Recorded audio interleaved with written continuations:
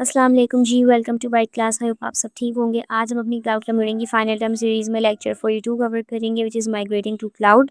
Total 8 modules हैं उस chapter में। So let's get started with module 31 which is define system goals and requirements. यहाँ पर cloud migration का मतलब है कि आप अपने लोकल ऑन प्रेमिसेस सेटअप से क्लाउड पर शिफ्ट कर रहे हैं, यानी आप अपने इंफ्रास्ट्रक्चर को क्लाउड प्रोवाइडर के क्लाउड इंफ्रास्ट्रक्चर पर शिफ्ट कर रहे हैं। इसको माइग्रेशन कहा जाता है। माइग्रेशन का वैसे मतलब होता है हिजरत करना। यहाँ पर हम उसको उसी मायने में यूज़ करें कि आप एक चीज़ से दूसरी चीज़ में मूव कर रहे हैं। तो क्लाउड पर माइग्रेट करने से पहले आपके गोल्स, आपकी रिक्वायरमेंट्स क्लियर होनी चाहिए, यानी कि आपका पूरा प्रोसेस क्लाउड पर शिफ्ट करने का वेल प्लान्ड होना चाहिए। तो कौन कौन सी वो रिक्वायरमेंट्स हैं जो आपको नज़र में रखनी चाहिए क्लाउड पर मूव करने से पहले? आपके डेटा की सिक्योरिटी और प्राइवेसी रिक्वायरमेंट्स, जैसे अगर आप normal data for example handle करते हैं, जैसे यूज़र रिकॉर्ड्स की इन्वेंट्री के रिकॉर्ड, सेल्स वगैरह जो भी है, इन शॉर्ट ऐसा डेटा जो सेंसिटिव नहीं है, तो आपकी सिक्योरिटी रिक्वायरमेंट्स अलग होंगी।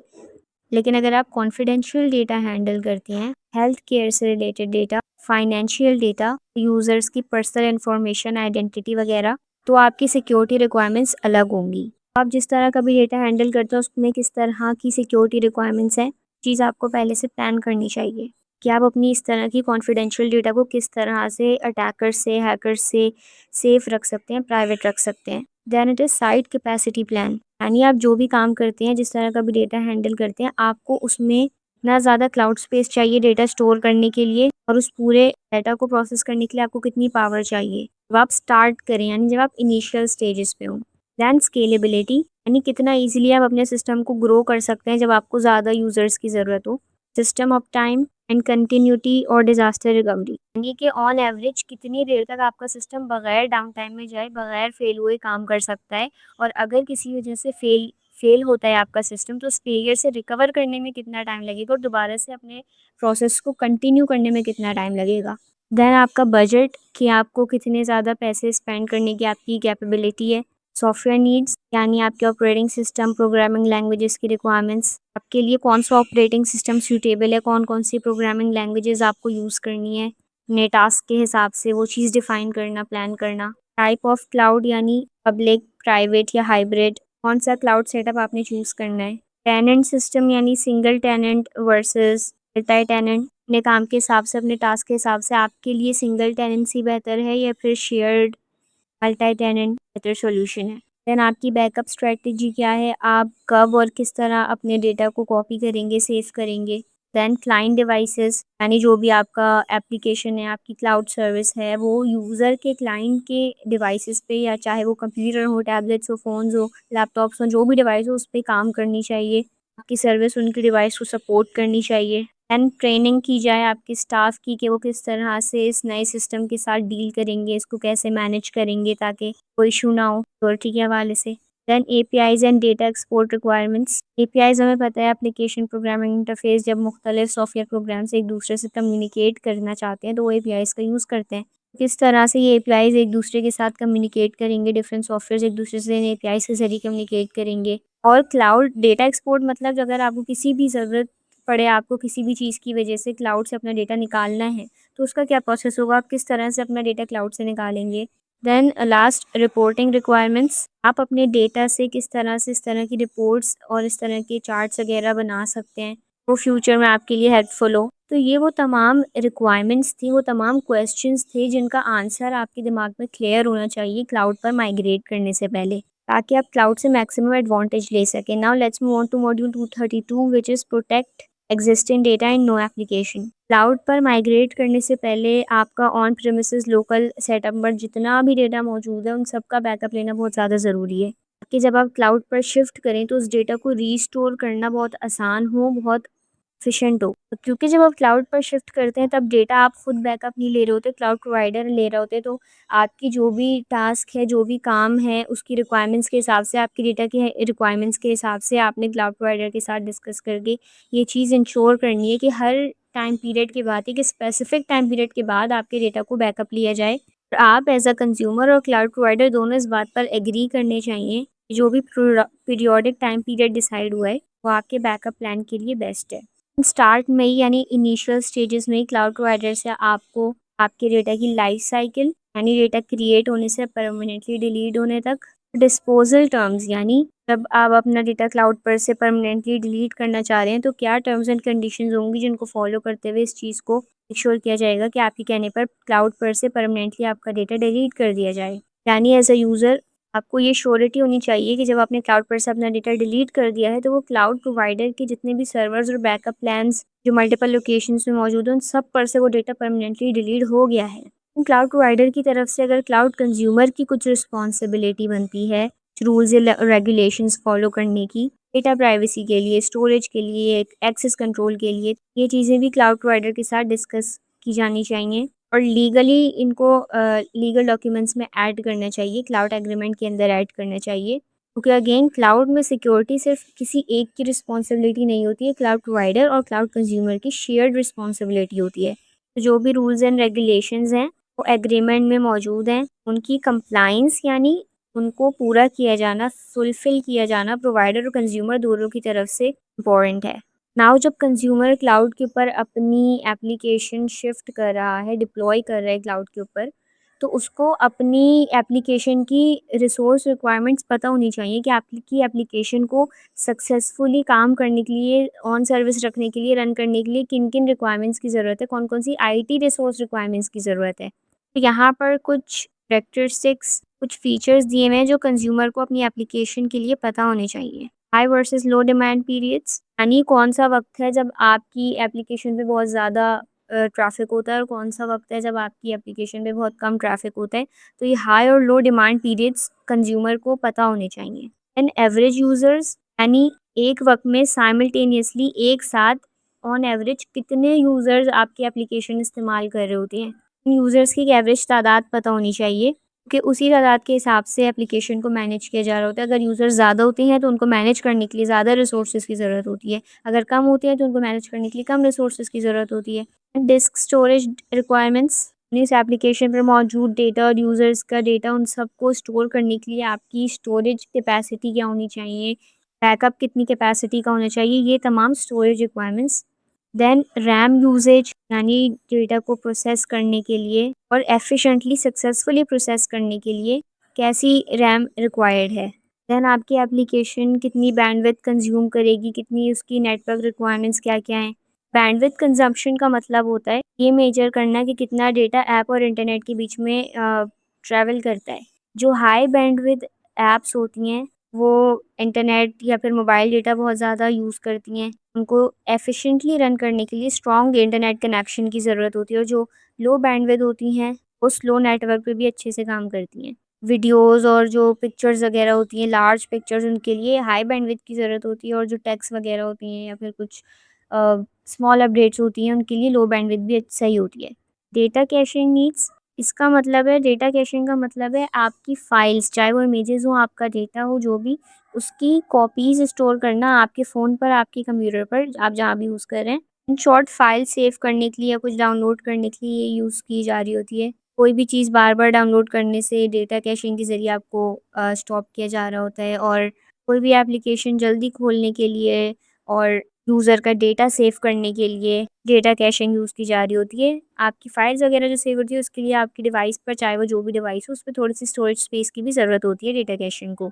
तो ये वो तमाम करैक्टरिस्टिक्स थे, वो अपनी एप्लीकेशन को क्लाउड पर डिप्लॉय करने से पहले कंज़्यूमर को पता होने चाहिए ताकि आपकी एप्लीकेशन को किस तरह की आईटी रिसोर्स की रिक्वायरमेंट्स हैं वो आप प्रोवाइडर को अच्छे से बता सकें। Knowing workload patterns is critical before moving apps to cloud यानी आपके वर्कलोड के पैटर्न कब आपका बहुत ज़्यादा ट्रैफ़िक होता है, कब कम ट्रैफ़िक होता है, कब किस तरह यूज़र्स कितने ज़्यादा यूज़र्स होते हैं, कब यूज़र्स कम होती हैं। ये वर्कलोड पैटर्न्स कहलाते हैं। ये एज़ अ ओनर आपको पता होना चाहिए कि आपकी एप्लीकेशन का वर्कलोड पैटर्न क्या है, ताकि क्लाउड पर मूव करने से पहले आप अपनी एप्लीकेशन को और उसकी आईटी रिक्वायरमेंट्स को स्पेसिफ़ाई कर सकें। Now let's move on to module 233 which is deployment schedule budget IT governance. बहुत सारी कंपनीज़ एक प्रॉपर स्केड्यूल यूज़ करती हैं क्लाउड को माइग्रेट करने से पहले, क्लाउड पर माइग्रेट करने के बाद, ताकि उनको इतना टाइम मिल जाए जिसमें वो अपनी एप्लीकेशन को क्लाउड पर रन करके देख लें, ट्रेनिंग कर सकें, टेस्टिंग कर सकें, डिप्लॉयमेंट के बाद अपनी एप्लीकेशन को यूज़ करके देख सकें यूज़र के पॉइंट ऑफ व्यू से। तो इस चीज़ के लिए बहुत सी कंपनीज़ बीटा रिलीज़ करती हैं। बीटा रिलीज़ यूज़ करने का मतलब है कि वो अपनी एम्प्लॉइज़ को ये अलाउ करते हैं कि वो अपने क्लाउड बेस्ड वर्ज़न जो एप्लीकेशन क्लाउड पर डिप्लॉय की है उसको टेस्ट कर सकें, उससे इंटरैक्ट कर सकें और यूज़ करके फीडबैक दे सकें, ताकि पता चले कि जब एक्चुअल यूज़र्स आपकी एप्लीकेशन जो क्लाउड पर डिप्लॉय की गई है, जब वो यूज़ करें तो उनका एक्सपीरियंस कैसा हो, उन्हें कोई प्रॉब्लम ना हो, ताकि इसकी अच्छी तरह से टेस्टिंग की जा सके। ये बीटा रिलीज़ कहलाता है।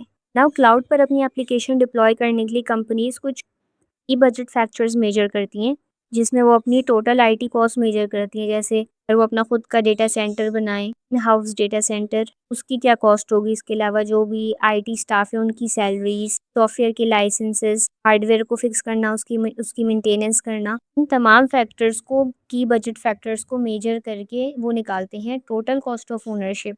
ये अगर आप अपनी एप्लीकेशन को रन करने के लिए और सर्विसेज देने के लिए तमाम ये चीज़ें खुद से लगा रहे हैं, तो आपके पास क्या कॉस्ट पड़ रही है उसकी। तो ये इसलिए करती हैं कंपनीज़, ताकि क्लाउड पर मूव होना उनको एक चीप ऑप्शन लगता है। आसान अल्फाज में समझाती हूँ, अगर आप एक कंपनी हैं और आप अपनी कोई आईटी सर्विस प्रोवाइड कर रहे हैं यूज़र्स को, अगर आपको पूरा कंट्रोल खुद चाहिए, ये कहलाती है कॉस्ट ऑफ ओनरशिप। ये क्या कॉस्ट होगी, क्या कीमत आपको अदा करनी पड़ेगी अगर आपको हर चीज़ पे अपना खुद का कंट्रोल चाहिए, अगर आपको खुद डेटा सेंटर मैनेज करना है, सर्वर रूम चाहिए, आपको टेक स्टाफ को पे करना पड़ेगा, आपको सॉफ्टवेयर लाइसेंसेस लेने पड़ेंगे, हार्डवेयर को फिक्स करना पड़ेगा, मेंटेन करना पड़ेगा।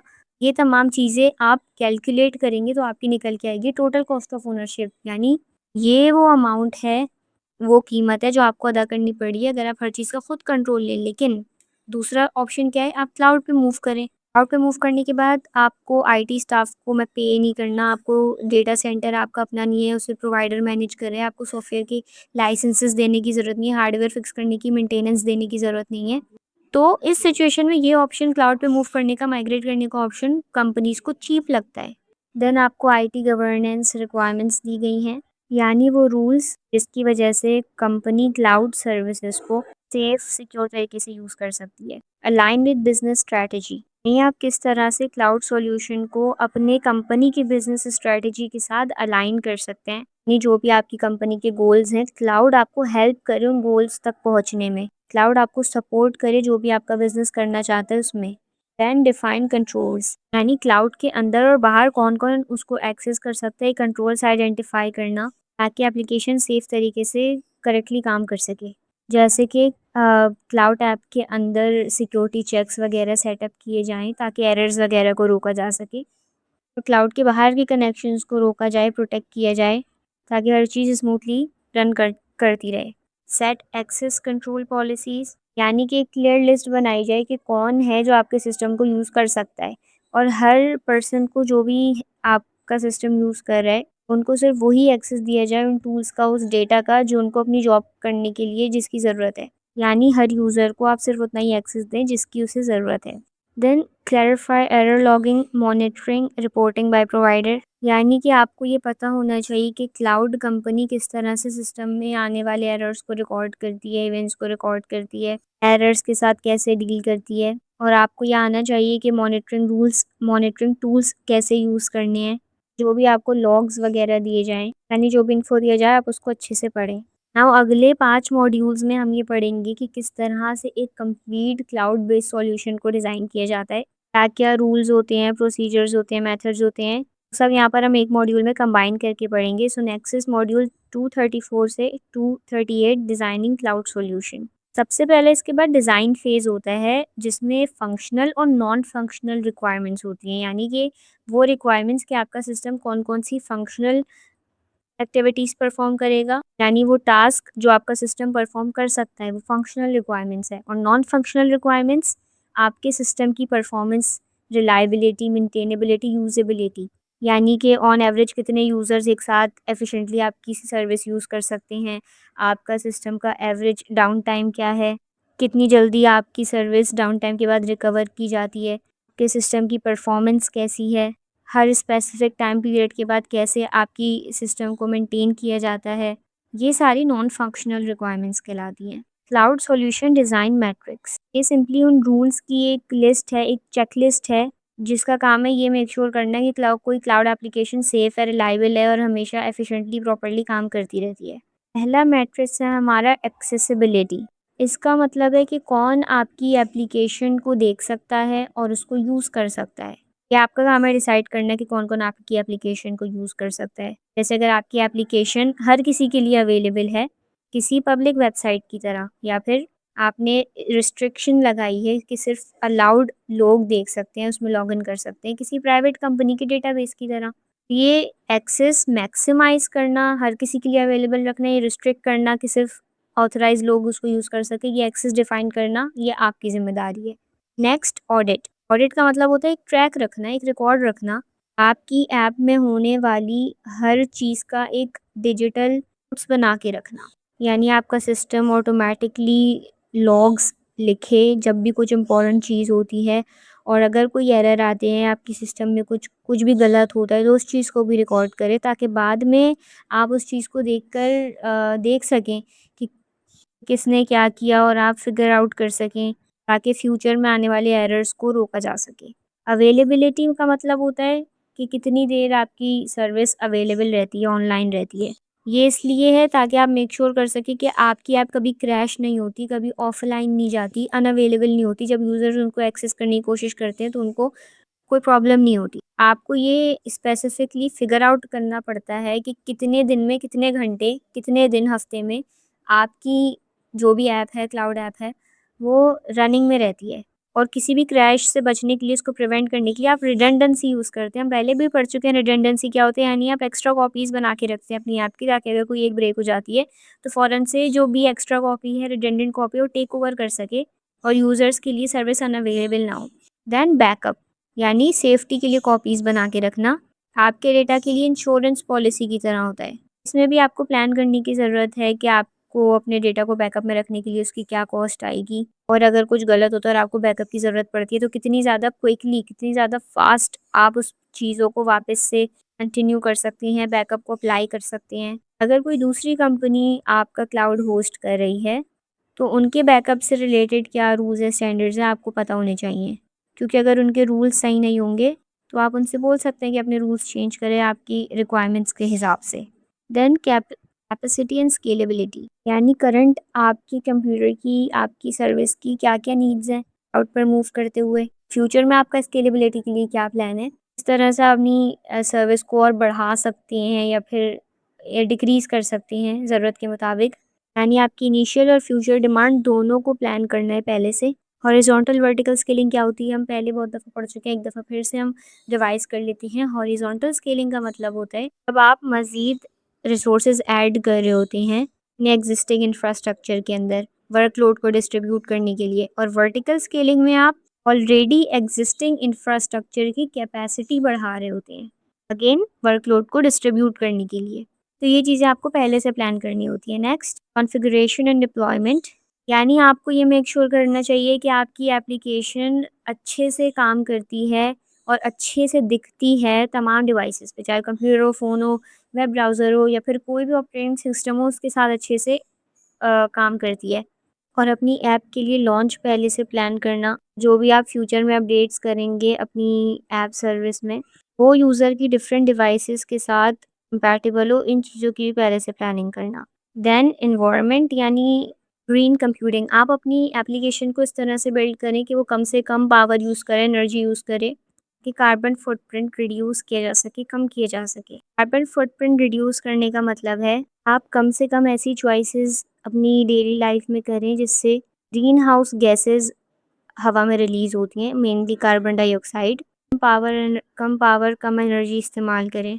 Then next is disaster recovery. किसी भी रिस्क के अकर होने से पहले उसको आइडेंटिफ़ाई किया जाए, उसका इम्पैक्ट को प्रोटेक्ट करने की कॉस्ट, ये सब चीज़ें पहले से आइडेंटिफ़ाई की जाएँ।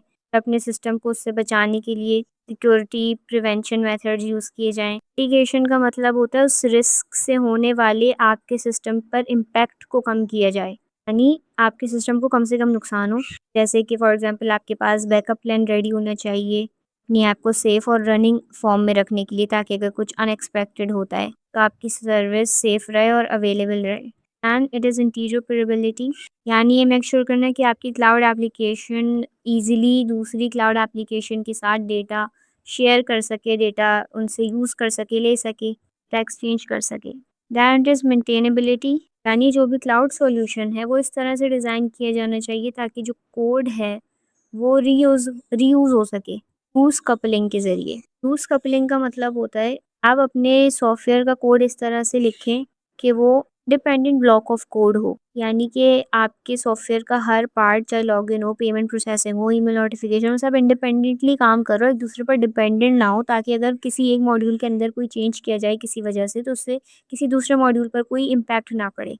जैसे बहुत सारे ब्लॉक्स जमा करके आपने एक बिल्डिंग बनाई है, किसी एक ब्लॉक में कोई मसला होता है, आप सिर्फ वो ब्लॉक चेंज करेंगे, बाकी बिल्डिंग वैसी ही रहेगी। लेकिन अगर पूरी बिल्डिंग एक ब्लॉक से बनी हो, तो सिचुएशन में उसको चेंज करना मुश्किल होगा। इससे रीयूजेबिलिटी बढ़ती है। आपको बार-बार एक्स्ट्रा कोड रीराइट करने की ज़रूरत नहीं पड़ेगी, क्योंकि जिस मॉड्यूल में आपको कोई चेंज करना है वो इंडिपेंडेंट है, तो आप इज़िली जस्ट उस मॉड्यूल में कॉपी पेस्ट करके चेंजेस कर सकते हैं। इससे मेंटेनेंस कॉस्ट बहुत कम हो जाएगी।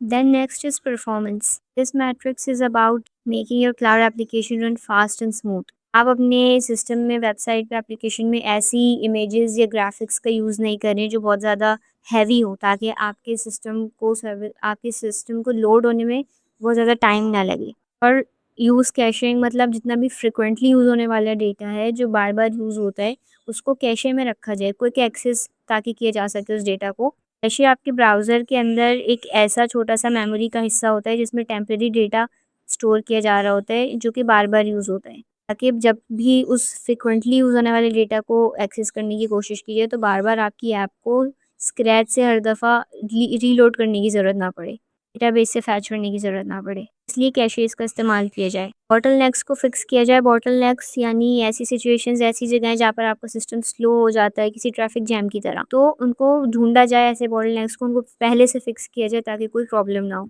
तमाम वो पॉइंट्स हैं जिनसे आपकी एप्लीकेशन फास्ट और स्मूथ रन होगी।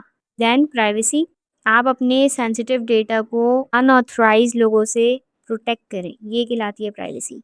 सेंसिटिव इन्फॉर्मेशन, कोई मेडिकल रिकॉर्ड्स, स्कूल ग्रेड्स, कोई बैंक डिटेल्स हो सकती हैं, फाइनेंशियल डेटा हो सकता है, तो उनको स्पेशली प्रोटेक्ट किया जाए। जितने भी अनऑथराइज लोग हैं, वो आपके डेटा को देख ना पाएँ, चाहे वो बाहर के आउटसाइडर हैकर्स हों या फिर इनसाइडर यानी उसी कंपनी में एम्प्लॉई हों, इनको एक्सेस नहीं मिलना चाहिए। सिर्फ जो मेन डेटाबेस है, सिर्फ उसी को ना प्रोटेक्ट किया जाए, बल्कि जो उसकी एग्ज़ाम सेम कॉपीज़ रखी गई हैं, रिडंडेंट कॉपीज़ रखी गई हैं, उनको भी सेम हाई लेवल सिक्योरिटी दी जाए, बैकअप्स को, कॉपीज़ को, कि किसी भी इंटरनल और एक्सटर्नल थ्रेट से आपका डेटा महफूज हो। एंड पोर्टेबिलिटी, पोर्टेबिलिटी का मतलब होता है एक जगह से दूसरी जगह मूव करने की एबिलिटी, यानी आपकी एप्लीकेशन किसी एक क्लाउड प्रोवाइडर के साथ स्टक ना हो। जैसे अगर आप अमेज़न वेब सर्विस यूज़ कर रहे हैं, माइक्रोसॉफ्ट एज़ोर यूज़ कर रहे हैं, गूगल क्लाउड, व्हाटएवर आप प्रोवाइडर के साथ हैं, आप उसके साथ स्टक ना हो। अगर आपको किसी भी वजह से किसी दूसरे क्लाउड प्रोवाइडर पर अपनी अपनी एप्लीकेशन मूव करने की ज़रूरत है, तो आपके लिए इसको मूव करना ईज़ी हो और आप ये ईज़िली कर सकें। तो ऐसे स्पेशल टूल्स जो सिर्फ़ किसी एक स्पेसिफ़िक क्लाउड पर यूज़ होती हैं, उनको अवॉइड किया जाए और ओपन सोर्स यूनिवर्सल टूल्स और कोड यूज़ किए जाएँ, जो हर जगह ईज़िली काम कर सकते हैं। हमने पहले भी ये सिचुएशन पढ़ी थी, वेंडर लॉक-इन कहलाती है, जब आप किसी एक क्लाउड प्रोवाइडर के साथ स्टक हो जाते हैं। तो जैसे standard code, generic APIs use करनी चाहिए। Then 15th is recovery. जब चीज़ें ख़राब हो जाएँ, कुछ मसला हो जाए, कुछ एरर आ जाए, कोई फ़ेल हो जाए सिस्टम, कोई क्रैश कर जाए, तब उस सिचुएशन में ये आपकी सेफ्टी नेट है, रिकवरी। रिकवरी में सिर्फ बड़े-बड़े डिज़ास्टर्स नहीं आते, जो बहुत कम आकर होते हैं, जैसे कोई फायर, कोई फ्लड, अर्थक्वेक, ज़लज़ला, सैलाब वगैरह। ये मैट्रिक्स आपको ये कहते हैं कि आपने सिर्फ ऐसे बड़े-बड़े मसलों के लिए ही रिकवरी प्लान नहीं बनाना है, बल्कि जो डेली आने वाले छोटे-छोटे मसले हैं, एक्सीडेंट हैं, उनसे भी डील करने के लिए आपके पास प्लान होना चाहिए। से अगर कोई यूज़र गलती से कोई चीज़ ऐसी डिलीट कर दे जो उसको डिलीट नहीं करनी चाहिए, तो सिस्टम में इतनी एबिलिटी होनी चाहिए कि वो फ़ौरन से बाउंस बैक कर सके। अगर कोई प्रोग्रामर गलती से कोड में कोई मिस्टेक कर दे, जैसे अगर फॉर एग्ज़ाम्पल किसी प्रोग्रामर ने कोड में गलती की, तो उससे आपके सिस्टम पे, सर्विस पे कोई बड़ा इम्पैक्ट नहीं पड़ना चाहिए। आपके सिस्टम में इतनी एबिलिटी होनी चाहिए कि वो उससे रिकवर कर सके। सिर्फ आपका सिस्टम बड़े-बड़े डिज़ास्टर्स के साथ डील करने के लिए प्लानिंग ना करे, बल्कि जो छोटे-बड़े बग्स हैं, एरर्स हैं, के साथ डील करने के लिए भी प्लान होने चाहिए। Next is reliability. रिलायबिलिटी मतलब आपकी सिस्टम की परफॉर्मेंस कितने एवरेज टाइम तक वो बगैर फेल हुए वर्क कर सकती है। जैसे कि किसी भी फेलियर से डील करने के लिए आप सिस्टम में बैकअप रखते हैं, इसको रिडंडेंसी कहा जाता है। Then it is response time. User की रिक्वेस्ट पे सिस्टम कितना जल्दी उसे रिस्पॉन्स करता है। अपने सिस्टम को इस तरह डिज़ाइन करते हैं कि वो फ़ौरन से पेजेस लोड कर सके। अगर यूज़र कोई फॉर्म ऑनलाइन सबमिट कर रहा है, कोई रिपोर्ट खोल रहा है, तो किसी को भी एक लोडिंग स्क्रीन नहीं देखनी होती। तो फिर फ़ौरन आपका सिस्टम रिस्पॉन्स करना चाहिए, जितना ज़्यादा फ़ास्ट होगा उतना रिस्पॉन्स टाइम अच्छा होगा। एंड रोबस्टनेस, ये एरर्स को हैंडल करने का टेक्नीक। अगर कुछ गलत हो जाए तो पूरा सिस्टम क्रैश नहीं करना चाहिए, उसको स्टिल रनिंग फॉर्म में रहना चाहिए। इसलिए आप अपने सिस्टम में ऑटोमेटेड अलार्म्स लगाते हैं।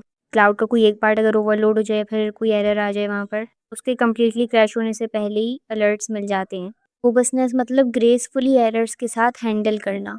देन सिक्योरिटी, कि डेटा की प्रोटेक्शन, हैकर्स को अटैकर्स को बाहर रखना और अपने प्राइवेट डेटा को सेफ रखना। आप अपनी सेफ्टी वॉल्स बिल्ड करेंगे, फायर वॉल्स बिल्ड करेंगे, इनक्रिप्टेड पासवर्ड और किए जाएंगे, strict cloud privacy rules use किए जाएँ, हैश्ड पासवर्ड यूज़ किए जाएँ। जो ये प्राइवेसी है, ये पहले दिन से आपके डिज़ाइन के अंदर इंटीग्रेटेड होनी चाहिए। एंड टेस्टेबिलिटी मतलब आपके लिए चेक करना ईज़ी होना चाहिए कि क्या सिस्टम एक्चुअली में वैसे ही काम करे जैसा उसे काम करना चाहिए। यूजुअली जो डेवलपर्स होते हैं वो स्पेसिफिक टेस्ट केस सिनेरियोज़ लिखते हैं, स्पेसिफिक फीचर्स को वेरीफाई करने के लिए, जो फंक्शनल भी हो सकती हैं, जैसे कि लॉगिन बटन अच्छे से काम करने चाहिए, और नॉन फंक्शनल भी हो सकती है, जैसे कि अगर 1000 यूज़र्स अचानक से आ गए तो उससे आपका सिस्टम कैसे हैंडल करेगा। ये नॉन फंक्शनल रिक्वायरमेंट है। डेवलपर्स ये टेस्ट केसेस लिखते हैं कि ऐसी सिचुएशन में सिस्टम क्या करना चाहिए सिस्टम को, कि आप बाद में इन एक्चुअल टेस्ट केसेस को वेरीफाई कर सकें।